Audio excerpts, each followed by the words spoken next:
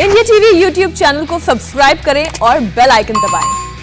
Kabul blast मामले में इस वक्त की बड़ी खबर। कल काबुल एयरपोर्ट पर आत्मघाती हमला करने वाले आतंकियों में से एक के नाम का खुलासा हो गया है और उसकी तस्वीर भी सामने आ गई है। आत्मघाती हमलावर का नाम है अब्दुल रहमान अल लोघरी।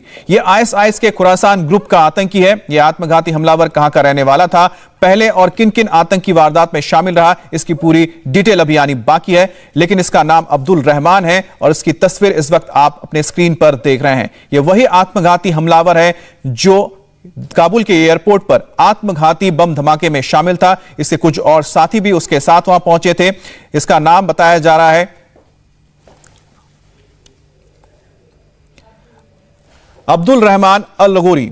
यह है वो आतंकी जिसने काबुल एयरपोर्ट पर आत्मघाती धमाका किया था। इसके कुछ और साथी हैं। इसके डिटेल्स अभी भी सामने नहीं आए हैं, लेकिन इसकी एक तस्वीर सामने आई है जिसमें आप देख सकते हैं इसके हाथ में AK-47 राइफल है, पीछे आईएसआईएस का झंडा लगा है और चेहरा इसने ढका हुआ है और इसके चेस्ट पर आप देख सकते हैं कि एक्सप्लोजिव्स लगे हुए हैं। तो यह आत्मघाती हमलावर अब्दुल रहमान उनमें से एक है जिन्होंने काबुल एयरपोर्ट पर धमाका किया था।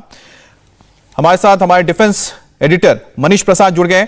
मनीष, हम वो तस्वीर दिखा रहे हैं जिसमें वो आत्मघाती हमलावर नजर आ रहा है जिसने इस हमले को अंजाम दिया था। अब्दुल रहमान इसका नाम बताया जा रहा है। इसके बारे में कोई और जानकारी मिली है और साथ ही साथ किस तरह से इस पूरे धमाके में आईएसआईएस और साथ ही साथ पाकिस्तान का कनेक्शन भी सामने आया है?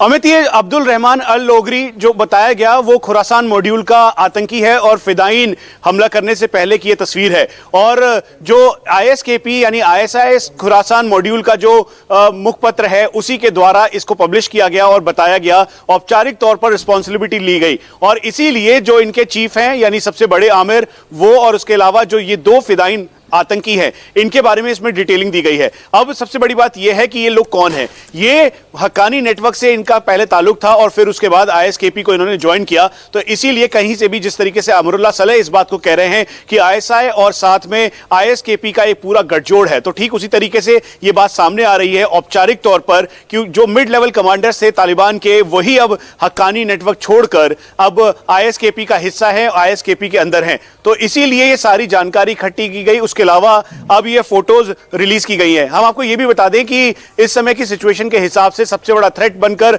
जो ISIS मॉड्यूल है खुरासान का, उसके अलावा दैश, ये जो है इस समय अफगानिस्तान के लिए सबसे बड़ी चुनौती तालिबान की गवर्नमेंट के सामने है, क्योंकि गवर्नमेंट शेयरिंग की वजह से इस समय ISKP अपने मनीष, मैं आपको रोकना चाह रहा हूं। आप ये कह रहे हैं कि तालिबान के लिए ISIS खतरा है, लेकिन कहीं ना कहीं जब इसको बनाया गया था यानी कि ISIS खुरासान बनाया गया उस दौरान तालिबान के से कई लोग इसमें शामिल हुए, तो कहीं ना कहीं तालिबान और ISIS खुरासान प्रोविंस का तो हिस्सा मतलब रहा ही है, साथ में रहे हैं ये, और जिसमें ISI ने इनको पूरा मदद दिया है। अमित, तालिबान के लिए ISIS खुरासान मॉड्यूल खतरा नहीं है, बल्कि जो आप अगर इस समय जो ISKP के जो चीफ हैं उनका नाम शहाब अल मुहाजिर है। दरअसल वो भी मिड लेवल कमांडर थे हक्कानी नेटवर्क के। हक्कानी नेटवर्क जो कि पूरी तरीके से खलील हक्कानी के दिशा निर्देश और सिराजुद्दीन हक्कानी के नेटवर्क पे चलता है। और इसीलिए ये जो ISKP है, दरअसल ISKP सबसे बड़ा खतरा अफगानी नेशनल्स के लिए है, उन लोगों के लिए जो कि गवर्नमेंट के साथ मिलकर पिछले 20 सालों से लगातार काम कर रहे थे।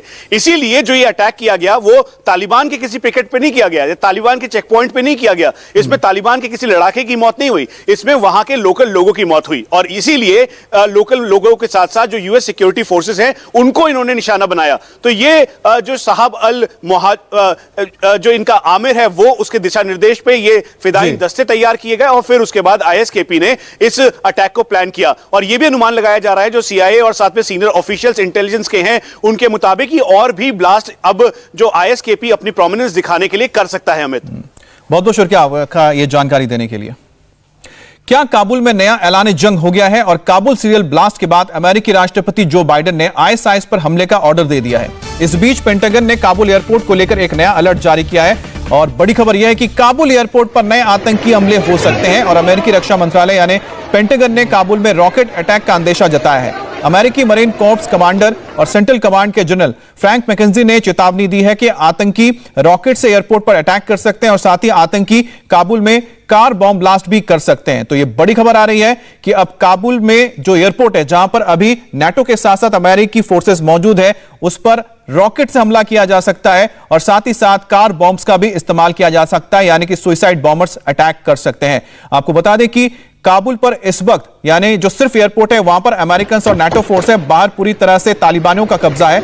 लेकिन जिस तरह से तालिबान और आईएसआईएस के बीच साठगांठ रही है, ऐसे में यह खतरा और बढ़ जाता है कि क्या उनके साठगांठ की वजह से जो अमेरिकन अंदर मौजूद है या फिर जो यहां पर अभी इवैक्यूएशन प्लान चल रहा है उस पर कोई खतरा बन सकता है। इमरान खान ने क्यों की तालिबान की तारीफ, आपको बताएंगे छोटे से ब्रेक के बाद।